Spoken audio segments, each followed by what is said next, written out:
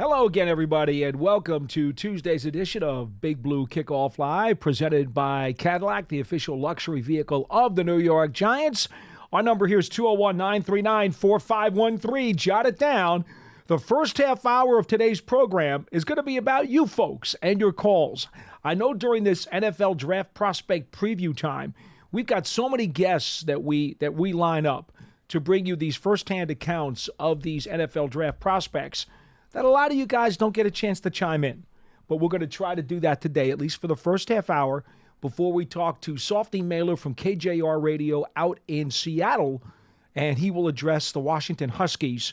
And, of course, they've got a slew of prospects in this year's draft. That'll be coming up at the top of the hour. But for the first half hour, your chance to call us at 201-939-4513. I'm Paul Dottino. He's two-time Super Bowl champ Jonathan Casillas. And I've got to tell you something, Jonathan. The one thing about what's happening now, we're in a little bit of a dead period for the news. You've got the pro days going on. You've got the visits to the local teams that are going on. And, you and I, in all the years that we've, known each other and worked together or whatever, we've never really talked about what that was like compared to now. Because pro days now, they're even putting them on TV. Yeah. I mean, they're live. You're getting them either on NFL Plus, you're getting them on ESPNU. The pro days are now a circus. I don't know. Did you have a pro day when you were at Wisconsin? Yeah. We had a pro day. I was hurt, so I couldn't do the combine or the pro day. I got invited to the combine, was only able to do bench press and interviews. But, of course it wasn't cameras there. It wasn't no media there. If there was media there, the cameras weren't on. Because I'm pretty sure there was media there, but the cameras weren't on. And like you said, it's a circus, but that's how it is now. Everything's recorded nowadays.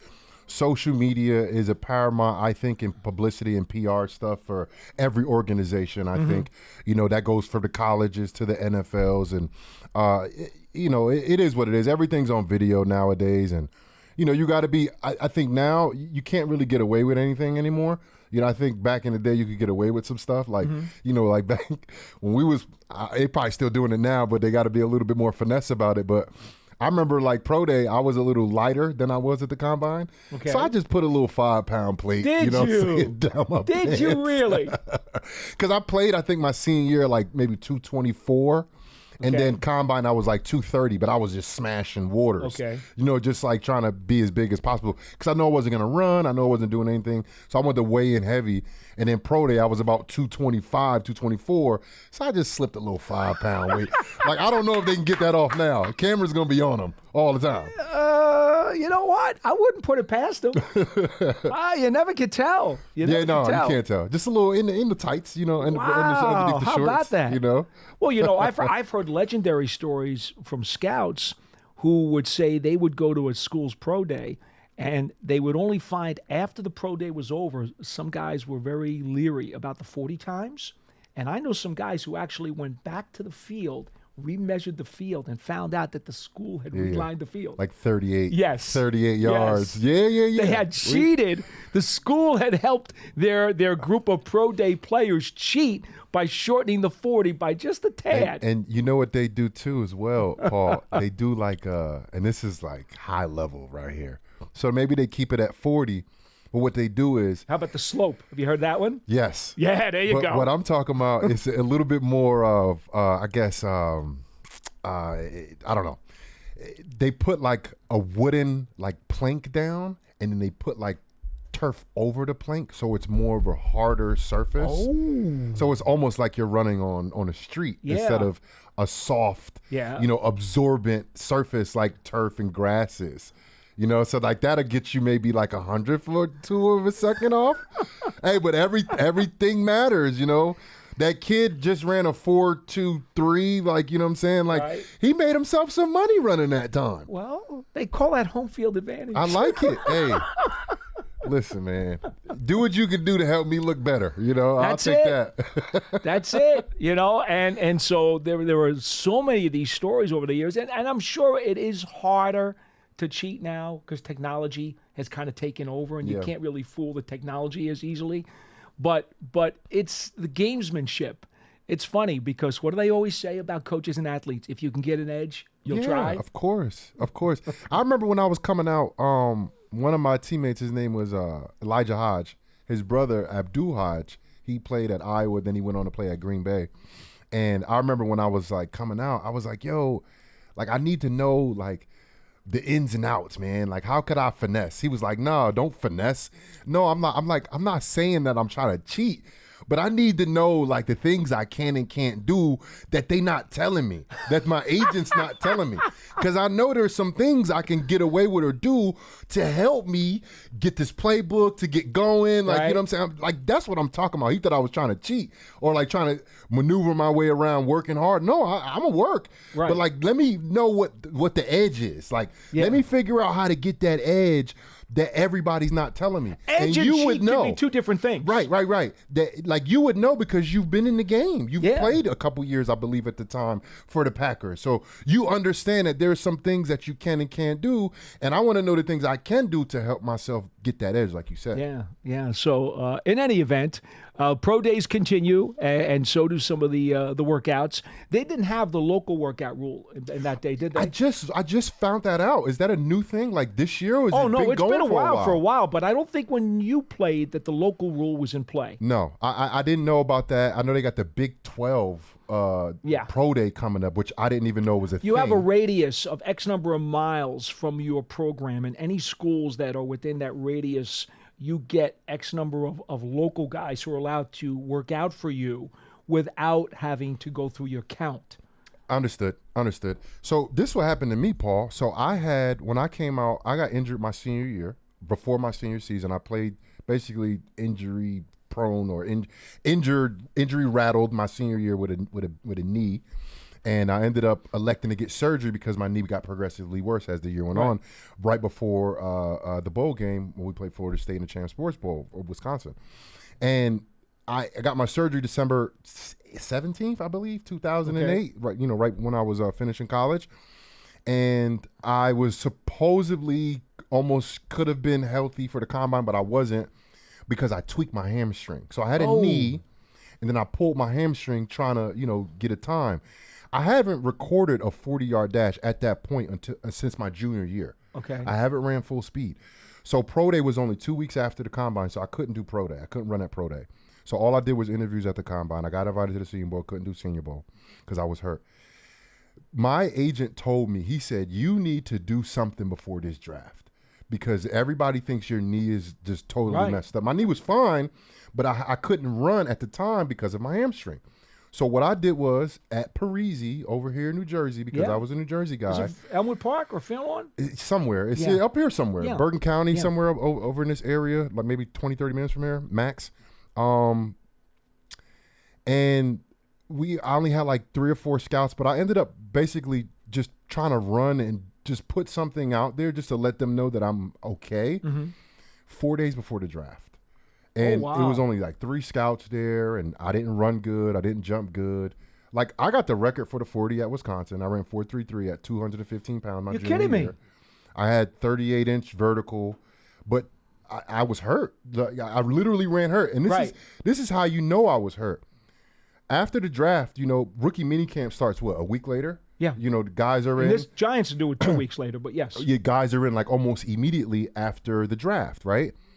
I couldn't even perform for rookie minicamp. I wasn't even healthy for rookie minicamp. So I ran my 40. I jumped my vertical. I did all my performances. I was still injured, but I had to show them that I was at least because they didn't know about my knee, because it was like I left the program basically. But I had a really bad, not really bad, but I had a prolonged knee injury that progressively got worse, and they really didn't know what was going on, as in the scouts and the teams.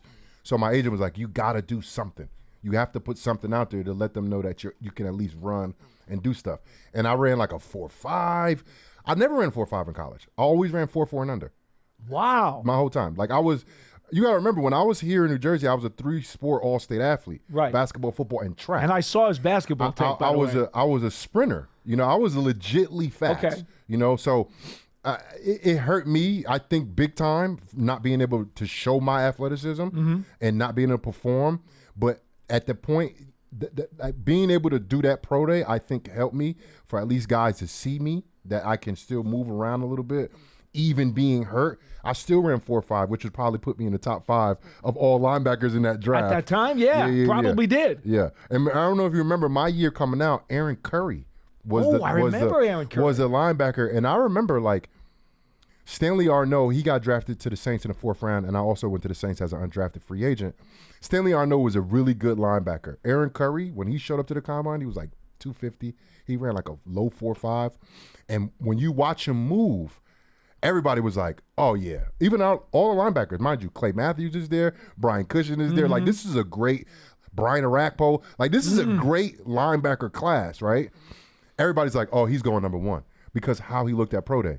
And I don't know if you remember his career. Oh, well, he had a bad knee injury, which was part of the reason why he never fulfilled his promise. He didn't really pan out. No. You know? And he comes into that bust category. The reason why I'm saying that is because some of these pro days and these combines, it could be very off-putting to what the player really is.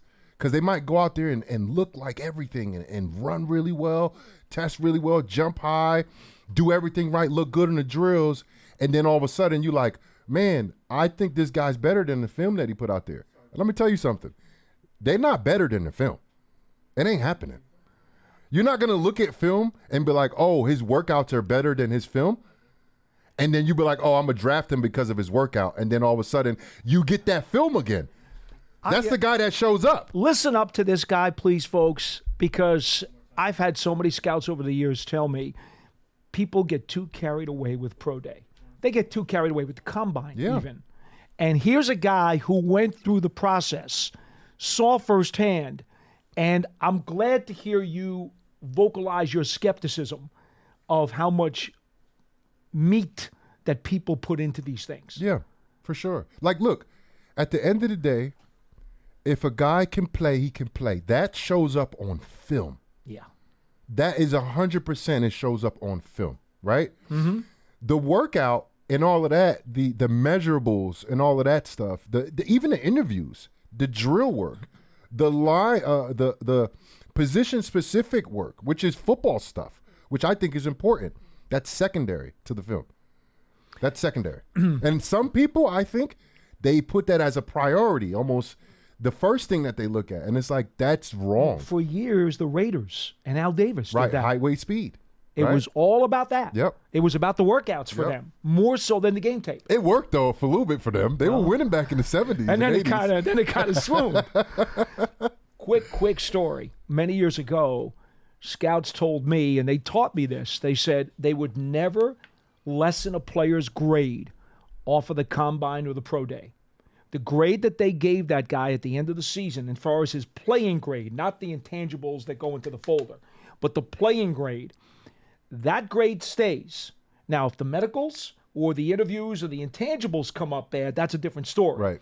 But as far as his football skills, the playing grade would never, ever be dropped off a pro day or a combine. Now, what they said to me was, what could happen, and this is the most that would ever happen, and I was told it was very rare, is that if a guy had a really good combine and a really good pro day, the scouts would go back, rewatch the game tape again to confirm something that they saw or something that they may have missed. The most that they would possibly do is maybe bump that grade up by half a point. Yeah. That's it. By half a point. So when you folks out there are seeing, hearing, and reading that over the course of the last 3 months, when no one has played another college football game, that a guy has jumped from the 3rd round to the 1st round, that ain't half a point, fellas. Yeah, that ain't it. That ain't half a point. That's a hell of a lot more than that. Yeah. Okay? That's the freight train running down the hype track. Yeah. Is what I mean, is. It's all a gamble too, you know, because you look at the college film and let's say you have a guy, I'll bring this guy up too, and he's a friend of mine still to this day. He played for the Jets for a while. He was like a top 6 pick overall. Vernon Golston. Mm-hmm. Vernon Golston had a heck of a senior year. I watched him have 4 sacks against Wisconsin. He was supposed to be a Jets beast of a linebacker. He destroyed us. And then he went to the combine, ran like a high 4.6.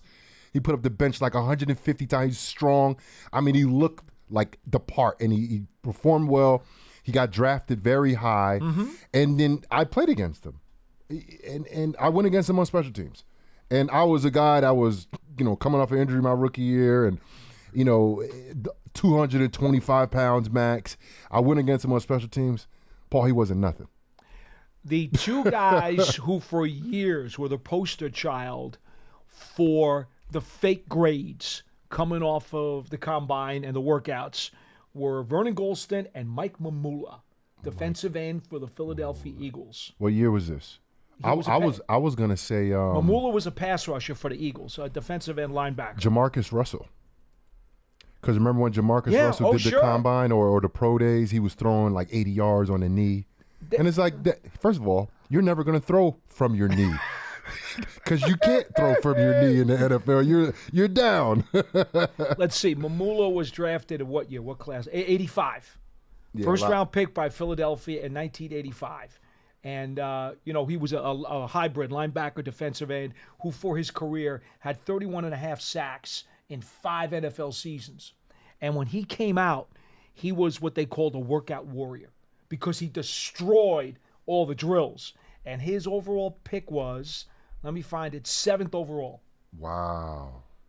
Mike Mamula. I've never heard of him. Oh, yeah. Go take a look at it. See if there's some YouTube. I don't know if there's even enough highlights to make a YouTube video of him.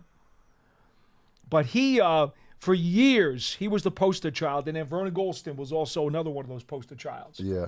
And it was like, don't be fooled by these guys because, you know what? The more stock you put in postseason stuff, the more likely you're going to get fooled. And there's something into the level of competition.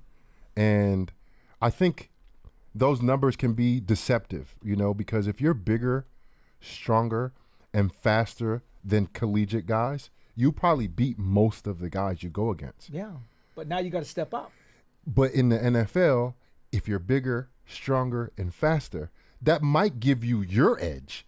But there's other guys that maybe aren't fast and doesn't have long arms, but they played 10 years in the league. Why did they play 10 years in the league?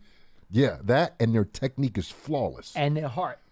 There's a lot that goes into it. Oh, there's a lot that goes into it. And it's not just the physicals, which you can look at. Exactly. When you start looking at, because we're gonna do Washington soon, and then we're gonna bring up the draft grades, and we're gonna bring up what people say. There's nothing on there that can show us that they're a really good football player or not. That's right. Like that'll show us the potential, but not is he a good football player. You have to look at that. You have to see that. You have to be around it. Yep. That's how you prove they're a good football player. That's the extra level of intangibles that we can't do here. Well, we would have to be there and watching them play, talking to them people in person. That's why during these preview shows, this is what we do. We call on the radio and the TV analysts who do these games all the time. That got their eyes on those guys. They see these guys every week, Yep. Every play. I'd much rather hear from them about a guy than the 5 minutes of cut-up tape that I'm looking at. Yep. I could tell you something, but I really trust our guys who are out there in the field, and that's why we work so hard to get a good network of people to bring our previews to you. All right, we're going to go to our phone calls real quick. We only got about 10 minutes to get to these quick calls. Once again, you can find an archive of this show and our entire podcast network on the Giants mobile app, podcast platforms everywhere, and at giants.com/podcast. Sorry for the detour, but I did think that was an interesting conversation because we've never had that and never on the air before. And I think it takes people a little bit inside as to what's going on at this time of year. All right, let's go to Elijah on line 2 in Ohio. You're first on Big Blue Kickoff Live. Hello. Hey, I was wondering why – I had a question. I was wondering why nobody's talking about Tommy DeVito, which I know he's undrafted. He was well, he's under contract. Elijah, I'm with you too, bro. I just said that the other day. Rookie, I just said it the other day. And everybody – I've listened to people talk about him, and they think he's not any good. I don't quite understand because everybody thinks Bryce Young and Will Levis are really good, and they were drafted, but they didn't have nearly like their season wasn't really much better than his, and he was playing behind probably one of the worst offensive lines in history. Elijah, I can only give you this. He's under contract to the Giants for the upcoming season. So there's not a lot of questions. We know he's going to be here at training camp through the spring, through training camp, and will have the opportunity to compete for a job. That much we know. So that's probably why you don't hear a lot of conversation, because people are wondering, like, well, what's going to happen? Is he going to be re-signed? Is he going to go somewhere else? No. He's here to compete. But I think Elijah's point is that there's, like you said it now, but like, Elijah, how many times have you heard since this offseason started, and I'm with you with this because I haven't heard it at all, that you said what you said just now about him, but no one else has said that. No one else is bringing him up for the Giants starting job this year at all. Nobody. Well, I don't think to be a starter. I think he's here to compete to be a backup. But even when we're talking about when they signed Drew Luck, right? And they're and everybody, like, this is critics, because I gotta listen to what's going on. I'm listening to different people. I love to listen to ESPN, the analysts, and everybody that's talking Giants stuff, just to get different perspective. They're talking about, the Giants need to bring in or draft a rookie quarterback. The Giants need to bring in a veteran before they sign Drew Lock. Then they sign Drew Lock. Okay, Drew Lock's going to be the starter day one. Like, no one has brought his name up, like, at all. And I just said this like a week ago, because they were talking about Drew Lock versus somebody else if the Giants need to bring in if Daniel Jones is not healthy. No consideration for Tommy DeVito whatsoever. And I was sitting there like, why they keep playing my boy Tommy DeVito? And I think, Elijah, it's because he was undrafted, right? He doesn't have the measurables as some of these other guys, right? And if Tom Brady would have came in for Drew Bledsoe like he did, and he would have had, let's say, a sub 500 year that year, Tom Brady the next year, he wouldn't be the incumbent starter because of his draft status, because of his physical tools. Right. Like, he's not blowing people off the board in any type of way, but he was a winner. So that's why I think somebody like a Tom Brady got the acknowledgement, because he won. It's hard, and like you said, Elijah, Giants didn't play well this year at all on offense, like basically the entire year. You could pick apart games, but consistently the Giants offense struggled no matter who played quarterback, and the Giants had 3 quarterbacks playing for him last year, right? Tommy DeVito, I think, did a very good job for what he had. And I think he has some potential to be a good player in this league. Maybe not a starter forever, but a backup is a potential starter in the NFL. When you're a backup, second string, you're a potential starter. As we saw last year, a lot of quarterbacks went down. I think Tommy DeVito is a very capable player in this NFL, and I'm with Elijah. I don't understand why he's not getting, I think, respect that he deserved, because he put it out there last year. Elijah, I will also say this. The angry mob out there who is frustrated and disappointed about what's happened with the Giants over the last year, they're more concerned with, got to get rid of Daniel Jones, got to draft a top 6 quarterback. They're so focused on how are they going to push Daniel Jones aside that they don't have much breath left for talking about Tommy DeVito, okay?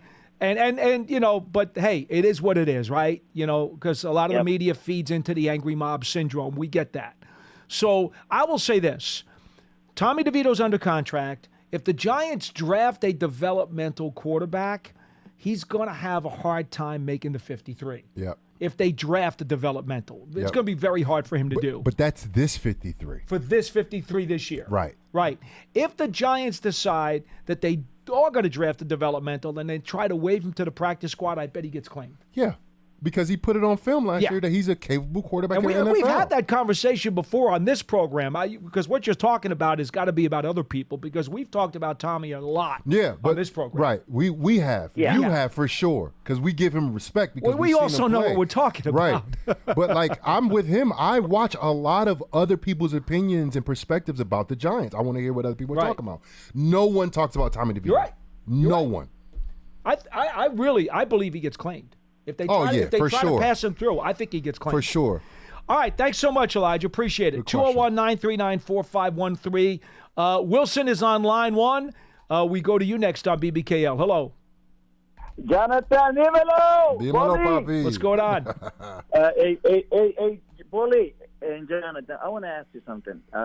Bully, the other day when I asked you, that the Giants the moves that they made, it looks like they're playing for now. They don't want to wait for the future, and Lance almost had a heart attack next year. Remember? Okay. Yeah. All right. And Jonathan, I want to ask you, both you guys, something, because I asked this the other day, and they told me I was crazy. Why can I just say, why Brian Dable does not have to coach for his job this year? Why is this presumption that whatever happens this year, he's still a great head coach, and there's no doubt on everybody's mind that he's got to come back for the fourth year? And I said, no. I said, he's got to coach for it. If the Giants don't make the playoffs this year, and if the Giants are a dumpster fire, I don't want to see this guy again. I'm sick and tired of excuses. Wilson, you're making a hollow point here, and the reason is because Why the is that, Maras, Wally? the Tishes, and Joe Shane are the only people who matter. Nobody else matters. That. So why even discuss this hypothetical, which is hollow? It's hollow. It means nothing. I tell you why. Because I'm sick of every time people bring out, not just me, everywhere. But don't listen to them. If it's media fodder and garbage, don't pay attention to it. No, because I want to ask something, right? I said the other day, he won Coach of the Year, that's fine, but yet last year he was horrendous as a head coach. He was horrendous. He was the worst head coach in the NFL. You know what I keep hearing? Well, if the Giants won 2 more games, like they could have won the Buffalo game and they could have won the Jets game, it would have been different. And you know what I say? They also should have lost against the Cardinals, and they should have lost against the New England Patriots. All right, Wilson, we're up against it because our guest is going to be on in a minute, so I got to let you go. But I'm going to give you a second to respond, Jonathan, because quite frankly, to say that he was a horrible head coach last year couldn't be further from the truth. This team played hard for him despite numerous obstacles, specifically injuries at key positions, and they fought tooth and nail right down to the very last snap. So I would disagree with your assessment. And Wilson, there's only maybe 2 or 3 head coaches that are safe in terms of if their team goes 0-17, But if the Giants are horrendous next year and they only win a couple of games, no matter who's the coach, they're going to be on the hot seat. Yeah. Not just from upstairs, from the fan base. Our fan base, we are aggressive. We don't have patience, So he's safe now, but if the Giants don't perform next year, no one is safe. Head coach, GM, any player on a team, success is the only thing that makes your job secure. That's the only thing. And even with that, Peyton Manning got cut at one time. Peyton Manning, the best player in the league. This league is not for long, and it's a performance-based league. And if the Giants can't figure out how to perform better, not only everyone's going to be on the hot seat. Everyone's job is up in the air. The Giants need to perform well. This is a performance-based business, and the Giants have to perform well, and I think they will. Ultimately, regardless of the time frame, poor results will get you a walk through the door. Yeah. At some point in time, For whatever sure. the timetable is, if you continue to have poor results, you won't be around. Yeah. And that goes for everybody, except for maybe Mike Tomlin. That's what I'm saying. Who, of Tomlin, course- Andy who of- Reid, there's who- like 2 or 3. Of course, Tomlin never finishes under 500. 500. So guess what? He's allowed to stay. Right. Oh, appreciate the phone call. 201-939-4513. It is time to get to the NFL Draft Prospect Preview portion of our program. And that means we send it out to the West Coast, specifically the Pacific Far West. And we preview the Washington Huskies with Dave Softy Mahler, host at KJR Radio in Seattle, and a longtime friend of the program. Softy, Paul Dottino, Jonathan Casillas with you. So glad for you to be able to join us today. A longtime friend. Let's not go nuts, Paul. All right? Acquaintances, right? I know your Seahawks fans don't like me very much, but that's okay.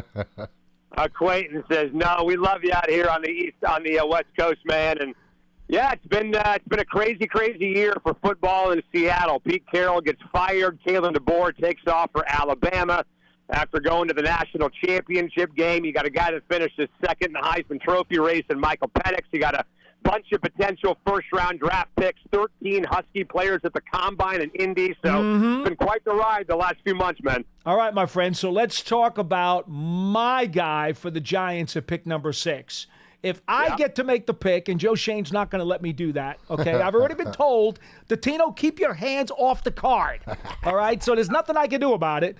But Rome Odunze is my guy at 6 unless Marvin Harrison should somehow fall to the Giants. I don't see that happening. The nitpickers will tell you, and I've asked every one of our guests who have come on to talk about one of the blue chip top 10 guys to nitpick this blue chip prospect and tell me what could possibly be wrong with him. What would be the blemishes? Yeah. The only thing that I could say is he doesn't have world-class speed. I get that. Right. And maybe he's not great coming off of the releases. But then again, how much was he pressed at Washington anyway?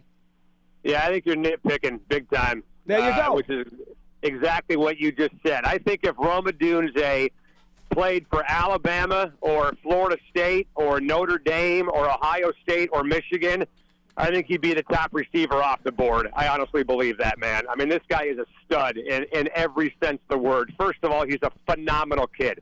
Phenomenal guy. He's without ego. He treats everybody with respect, from the head coach to the janitor. So that's number one. You're going to love working with and covering Rome if the Giants do take him. Number two, there's just nothing he can't do, right? The 50-50 ball, he's going to be aggressive. He's going to be physical. He's got hands like butter. He's going to fight for every ball and actually win almost every 50-50 battle you throw his way. If you press him, he'll be able to shuck you and run right by you. If you want to give him the ball on a reverse like they did on 4th and 1 against Washington State in the Apple Cup deep inside their own territory, he can turn the corner with any wide receiver in college football. So I just think the guy's being overlooked, and I think he's going to be a top 10 pick likely in the NFL draft, but I think even that is overlooking this guy. If he played for a school on the East Coast or in the Big Ten, I think he'd be a top 5 pick in the draft easily. Wow, that's a lot to say. You don't have, by the way, Softy, you don't have to sell me, okay? You don't have to sell me. I've been talking about him as my pick at number 6 since the Combine. Yep. He's my guy. And look, guys, I think maybe one of the knocks on him is that he plays for a pass-happy offense, right? Like they throw the ball a lot at Washington, or they did at least when Ryan Grubb was the offensive coordinator. This guy's getting 10 targets a week, for God's sakes. And let me tell you a story about Rome Odunze, all right? Because you guys both know, and John, you know this better than I do. You got to play hurt in the NFL, right? You cannot play in the NFL unless you're willing to suck it up and play hurt. So we go to Arizona. I think it's week 4 or 5 of the season. Rome Odunze punctures a lung against Arizona. Can't fly home because the doctors won't let him fly. So his mom and some trainers took turns driving him from Tucson to Seattle, and luckily the Huskies had a bye that week. The next week was the Oregon game, where he went bananas on the Oregon Ducks, number 7 team in the country, I believe at the time, had the game-winning touchdown, where he fought for a ball that was thrown over a cornerback's head, and he wins the game with a punctured lung. 2 weeks later, after puncturing his lung, this guy is on the field ripping apart the Oregon Duck defense. So if you want a guy who's going to play hurt, if you want a guy who's going to suck it up and be physical with a punctured friggin' lung, Rome Odunze's your man. Did we sell you? I like it. Softy, you sold me on him. But just like Paul was, and Paul's, he's a layup guy. He's not going to slam it home when I say that. Because the NFL is going to be a lot more critical than Paul. They're going to look at his film, and they're not going to say anything positive about him. They're going to look at all of his negatives, right? So one thing that I can see from him, and it might be a positive thing to some people, but I think it doesn't translate well in the NFL, is his ability to create space. Like a Devontae Adams, like a Keenan Allen. And I say Keenan Allen because I think they're very similar, guys that aren't the Blazers of the world. Decent route runners. Keenan Allen, elite route runner, but he creates space. Rome Odunze, he does catch a lot of contested passes. And I would say a lot of GM scouts and coaches will argue that he doesn't create enough space for them. I think that's my only critical argument, because he does have a high contested catch rate, and I think one of the reasons why is because he doesn't create enough space. And in the NFL, you need to create space. I think that's my only knock on him, and I'm sure the scouts all over the NFL would say a little bit more than that, but that's my only critical statement against him. And I don't know how well that translates over to the NFL. Yeah. Look, and I get it. When you're about to invest, a top 10 pick in somebody, maybe even as high as number 6, and you're going to put your career on the line in some ways as a GM or a head coach in a 23-year-old kid, you want to go over everything with a fine-tooth comb, and I totally get that. But I saw Rome Odunze lose plenty of defenders in college. Plenty, okay? So I don't think that's as big a concern as some people are making it out to be. Maybe it's not his strength, but if you were to call that a weakness of his, then the weakness is still pretty damn strong, all right? I mean, somebody's got to have a weakness. Somebody's got to have a strength. But how weak is your weakness? Is it terrible? Is it average? Is it above average? I think Rome Odunze is still very much above average at creating space and losing defenders. And I do think that when he gets into a situation where he's not creating the space that you're talking about, he makes up for it with incredible strength and incredible hands. So I'm just not concerned about the guy. I don't have any concerns about Rome Odunze at the next level. And, guys, I got to tell you, as a dude who's been covering Washington football for 30 years, I'm normally over the top critical of Washington players because I've seen all of them, and I know what they can do and what they can't do, and I don't want them to embarrass anybody in the NFL. In this situation, I think Rome Odunze is as slam dunk a wide receiver in the NFL as I've ever seen. Now, I don't know if the Giants are the right spot for him, to be totally honest with you, because I have no idea who's going to be throwing the guy the football. A place like Kansas City, for example, would be unbelievable for him. Playing indoors in a place like Minnesota would be great, but again, they have no quarterback. I just think that Rome Odunze is as big a lock to have a long 10-plus year career in the NFL as any Washington receiver I've ever seen. And that goes back to Reggie Williams, guys. Reggie Williams was a top 10 pick in the NFL draft, but he was kind of a meathead, had kind of a pothead problem. He doesn't have that issue. Rome Odunze is a guy that you would let every daughter in your family date and feel no concern about it whatsoever. And I don't want to leave this left unsaid, Softy. He's not afraid to use his frame to block either. No, not at all. He's an incredible blocker. Guys, go back and look at I'm telling you, the Wazoo game, the Washington State game, the Oregon State game, when they needed a quick first down, they went to Rome Odunze on the sideline, lost his defender. You want to look at a guy creating space? Go look at that play against Oregon State that won the game for Washington. And you tell me if he can't lose players. All right, before we get to Michael Penix Get me all Jr. worked up here, John. Oh, I love it, like Softy. It's early in the morning out there. Are you sure you're okay now? Before we get to Michael Penix Jr., because there's a lot of people here who want to talk about quarterbacks. I get that. Right. I just want to ask you about Jalen Polk, because he is the other spectacular receiver that Washington has, who will be gone by the end of day 2. I don't think there's much doubt about that in a deep wide receiver class. How do you rate him based on what you've seen out there with the Huskies? Well, I would actually, honestly, I would take McMillan over Polk. They got 3 of them. They got Odunze, they got Jalen McMillan, and they got Jalen Polk. The issue with McMillan, if you look at his numbers aren't going to jump off the page this year because he was banged up for a long time and missed almost 2 months of football. All right, he twisted his knee against Michigan State, and from that point on, he never really was the same kind of guy. Go back and look at the Texas game that McMillan had in the Sugar Bowl. Go look at the Pac-12 championship that McMillan had against Oregon. So his numbers aren't going to be there because he missed a bunch of time, but he is the most, I think, complete route runner on the Washington football team. He may not have the physical skills that Rome Odunze has, but he can really run every route in the route tree. He's probably a day 2, if not an early day 3 guy, round 3 guy. Jalen Polk is also sensational. I mean, Jalen Polk is a guy who's going to find a way to get open subtly. Kind of reminds me in some ways of Steve Largent for all the old guys like me and Paul that remember that name from 50 years ago. He's not going to be flashy, but he's going to find a way slippery and sneaky to get open, and he's not going to be a guy that's going to have the drops. He had about a 2-week stretch last year where he could not catch a football, and it shocked everybody. Oregon State in the rain had a hard time catching the ball. Wazoo had a hard time catching the ball. And then all of a sudden, the Husky coaching staff pulled him aside, and they put on a tape of him making incredible catches and said, look, dude, this is who you are.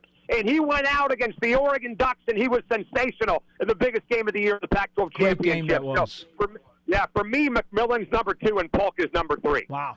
But out of Polk and McMillan, when you look at these guys, because I haven't really seen them. Of course, I've watched Odunze on. Yeah, you're on the East Coast. You guys don't film. watch West Coast football out there. I get it. Are they? Would you consider these guys physical guys? Because as Paul knows, I'm always trying to see if they can fit into special teams, you know, right. and not just like as a Yep. returner because they play wide receiver. I'm talking about gunner. I'm talking about running down on kickoff plays, and now kickoff now is going to be back. I think back in, you know, intertwined back into the NFL. It's kind of been done away with the last few years, and kickoff, you know, it's a huge field position deal. And wide receivers that may get picked up later in these rounds, they have to do well on special teams. What do you think about them when you think of their physicality and their mindset in terms of special teams? I think Rome is in a league by himself. Not him. When it comes to not Rome. He's not playing special teams. He's not playing special teams. I'm not talking about him. I'm just telling you that you could use him as a punt returner. Washington did use Rome Odunze in a pinch as a punt returner. He's got that in his game. Now, if you're drafting him number 6, you're not doing that, obviously, in the NFL. I'm just telling you that from a physical perspective, Rome is in a category by himself. And then I would say McMillan, and then I would say Jalen Polk. I mean, I would have no problem using McMillan as a gunner on special teams. Polk's frame may not be built for that in the National Football League. He may have to put on some more weight. Yeah. All right, let's get to the big guy because there's a lot of hype about Michael Penix Jr. Now, Softy, let me just come right out and say this. Forget about watching any tape on him. The 4 season-ending injuries for me before he even gets into the NFL draft, that for me is automatically a huge, huge no-no. And aside from even watching him, I know he's got the best cannon of any quarterback in this class. I understand that. But that injury file, I'm sorry, I cannot digest that. So let's put that aside because there'll be some people who are willing to ignore it, others like me who are going to say that means he can't be on the shelf for me. Talk about what you see from him positively and negatively as a performer aside from the injury concern. Well, I mean, first of all, you can't say something like that and expect me to ignore it. Okay, you can't just throw out the, he's off the board for me. You can't throw that out there and then just think I'm going to shut up and move on to the next topic. Okay, get him, Softy, get him. Paulie, it's been a major, major topic of conversation up here in Seattle, and I just think this. I think he just got done starting 28 games in a row. He played 2 months in a row with a bruised rib. All right, he can play hurt in the NFL. There's no issue with this guy. The days of being concerned about the knees and him getting over all that, I think are over. Did you see his vertical leap at the pro day in Seattle? For God's sakes, you tell me if the guy's got knee problems with that vertical leap. You saw his 40-yard dash. You tell me if there's problems with that knee structurally. So I'm not concerned about it whatsoever. And what's going to happen, Paul, is there's going to be a GM out there who's going to think just like you. All right, and they're going to pass on Michael Penix. So Michael Penix is going to fall in the draft to a place like Seattle, for example, who already has 2 tackles, a ready-made wide receiver core, a ready-made running back core, and they're going to let Michael Penix sit for a year behind a guy like Geno Smith, who was with you guys for a while, obviously, and has now resurrected himself in Seattle. And he's going to learn how to play in the NFL, and by the time it comes to play Michael Penix, he's going to be put in a position where he's not going to have to do everything because the entire offense is going to be set around him. If you put Michael Penix in a situation where the offensive line stinks and the wide receivers stink and there's no running game whatsoever, and you do to him what Justin Fields did to Chicago, of course he's going to have a hard time in the NFL. But if you do to him what the Seahawks did to Russell Wilson in 2012, when they had the league's highest paid offensive line, and they had Marshawn Lynch and Michael Robinson and Golden Tate and Doug Baldwin and Sidney Rice, and they had Zach Miller at tight end, and you put him in that situation where you let him sit behind a offense that is good to go and he's not having to do everything himself, this guy is going to have massive success in the NFL. I'm telling you. Now, to the arm. A lot of people look at arm strength and they see arm strength based on how far a guy can throw a ball. And that's part of it. And this guy can throw it 60 yards, no problem. What I'm looking at is a guy who can get a ball across the field to a spot the size of a laser freaking beam. Frisbee. He throws a laser beam. I know. Within seconds, all right? His accuracy is unbelievable. And if you're concerned about him stepping away from pressure, if you're sitting here, Paul, living in some kind of world where the Giants won't be able to protect him, I would implore you, go watch the Sugar Bowl. Go watch the game he had against Devondre Sweat and Byron Murphy, and the way he stepped away from pressure in that game was a master class in how to elude pressure from some pretty damn good defensive linemen. If you're concerned about that, go watch the Sugar Bowl, and then you call me, and then we'll have that conversation about whether or not Michael Penix can step away from pressure. Pearson, my poor producer, actually thinks you're serious. No, it's okay. He and I go back a long way. It's driving me nuts out here. Softy, here's the thing, though. Like you just said a couple of moments ago, you were outlining conditions and circumstances that would certainly be conducive to him becoming the player that you want him to be. And I get that. But see, here's the problem. If you're going to use a high first-round pick on him and you don't have the conditions in place that will make it conducive for him, as you said, then don't take him. It's a problem that you can't take him. You can't. Then don't take him. That's fine. Unless you're willing to let the guy sit while you restructure your offensive line. And that could take 2 to 3 years for some teams, and maybe longer. I think, honestly, Softy, Paul, I think him not being drafted early is going to help him. I think the situation, the scenario you presented, Softy, will be great for any of these quarterbacks. But the truth of the matter is, Caleb Williams, he's getting drafted number 1 overall. He doesn't have that luxury. He is going to play right away. And, but Caleb Williams is a different player. He's a different player than Michael Penix. Yeah, but still, though, it's still an adjustment from the college level to the pro level. I don't care what you look like in college. It's just a different level. These guys, like the guys that you guys played against on a consistent basis, 1 or 2 of those guys are 10-year veterans. 1 or 2 of those. That's it. No question. You're going to go against 10-year veterans on a consistent basis in the NFL. And I think the scenario that you presented, that would be optimistic for any quarterback. Honestly, any player, but it doesn't happen like that, you know? Okay, let me just jump in here for a second, okay? Because now I'm getting all worked up now, okay?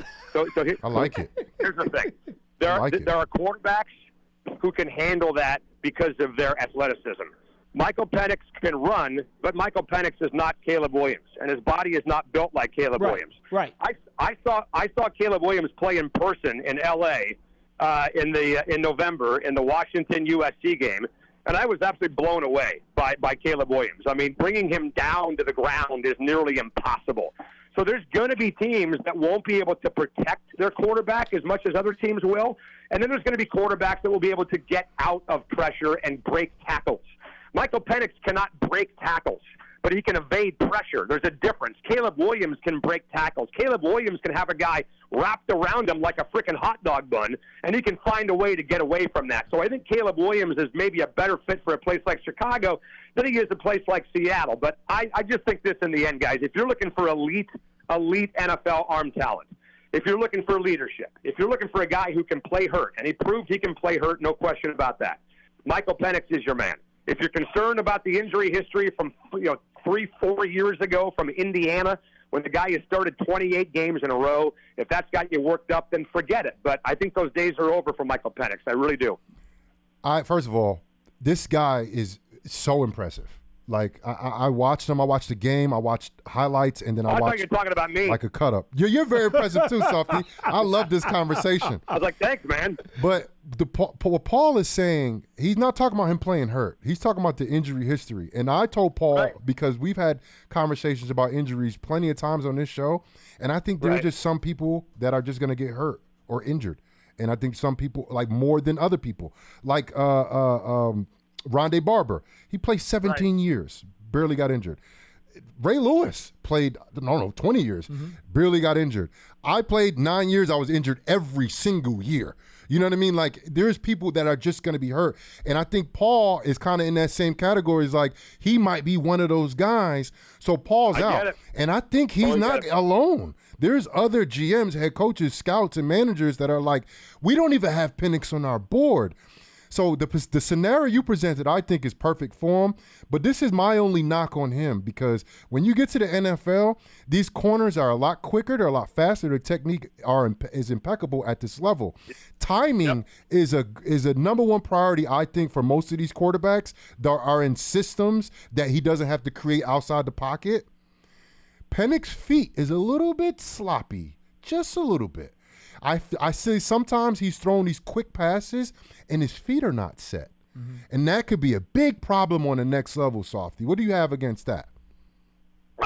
Nothing against that. I think that you're talking about an imperfect product that needs to develop. And I think that there's a lot of quarterbacks in the NFL that will have knocks on them. I don't think there's anybody coming into the draft right now where you can say there's nothing wrong with this guy whatsoever.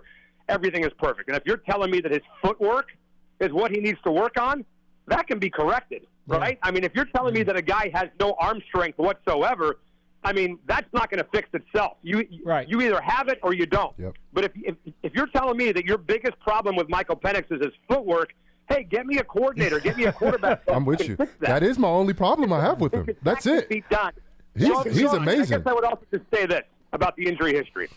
And I get it. There's people that will freak out about that. How many games in a row would the guy have to start before you say the injury history is no longer valid? I mean, it sounds like it only comes up when he gets hurt. That's it. Yeah. When let's say he plays 5 years in the league and something happens to him, knock on wood, I hope nothing ever happens to that kid.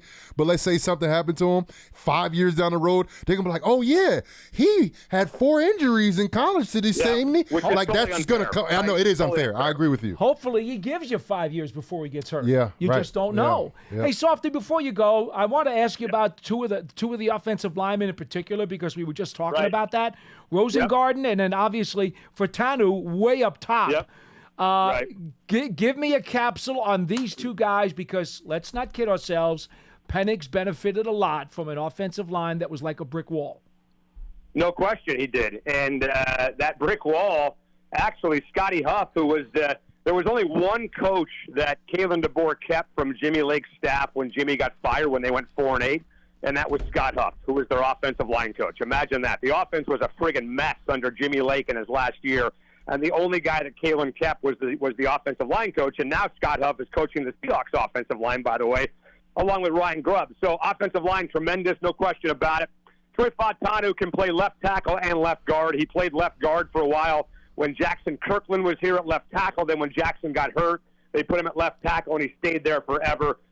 He's just a completely polished product at left tackle. I mean, this guy is a Pro Bowl potential, All-Pro caliber left tackle for 10, 15 years in the National Football League. I mean, he doesn't get hurt, right? He never whines, never moans, never complains. You never hear his name called ever, because he never gives up a sack. Rarely gets called for a penalty. If I'm looking for a left tackle, Troy Fautanu, maybe right in the middle of the draft, middle of the first round, would be absolutely a guy that I would target. And then Roger Rosengarten is a guy that started as a redshirt freshman last year at right tackle. You don't see a lot of offensive linemen start as freshmen or redshirt freshmen in college football. And when they do, they normally start on the interior at center or guard. This guy was starting at right tackle as a 19-year-old kid, as a redshirt freshman last year. And if you watch the Reese's Senior Bowl workouts, he never gave up a sack when he was down there. I mean, he was absolutely a star of the show at that game. He's also a phenomenal guy. Look, all these dudes are phenomenal guys. Every Washington player that played for Kalen DeBoer, they're all going to be guys of high character, so I'm not concerned about any of them getting in trouble. But Rosengarten at right tackle and Fautanu at left tackle, absolutely, to me, reek of guys that can have long 10-plus years in the NFL. Softy, we've got one more minute left. I'm going to go off the board for a second and ask you about Drew Lock. We know what happened with Geno Smith, turned his career around 180 degrees in Seattle. Drew Lock had a great game against the Philadelphia Eagles last year when he finally got a chance to play. No, he didn't. No, he didn't. He didn't? No, he didn't. No, he didn't. No. Go back and look at where he was before that fourth quarter. He was having a horrible game. Well, we never got to see the whole game out here. That's the problem. Yeah. Well, just go look at the box score, man. I mean, he was doing. What should we know? All right. So what should we know about Drew Lock, real quick, before we let you go? He's just a career backup. That's all he is, and that's fine. I mean, every team needs a backup quarterback, right? And Drew Lock, I think, is maybe above average when it comes to backup quarterbacks in the National Football League. But if you're looking for a star to replace Daniel Jones, Daniel Jones gets hurt, Locke steps in, Wally pips Daniel Jones and becomes Luke Perry, forget it. That's not going to happen. There's a reason why the Seahawks let this guy go on a 1-year, $5 million deal, okay? It's just not anything to even be thinking about. I mean, Drew Lock is going to be a backup quarterback for the rest of his career, and that's it, that's all. And that's fine. There's nothing wrong with that. Softy, always appreciate the time, my friend. Dave Softy Mahler, host of KJR Radio out in Seattle, a longtime friend and a good associate of the program. Jonathan, what else do you want to say to this man? I mean, I wanted to ask him about Braylon Trice. And go ahead, real quick. 30 seconds. I don't know if that's enough time for you, Softy. Give me something about Braylon Trice. Braylon started off a little slow last year and then really picked it up as the year went on. He didn't have a lot of help last year at the defensive end position or even the pass rush position. He was really the only big-time pass rusher on the Husky football team last year. So he was facing a lot of double teams, at least early in the year.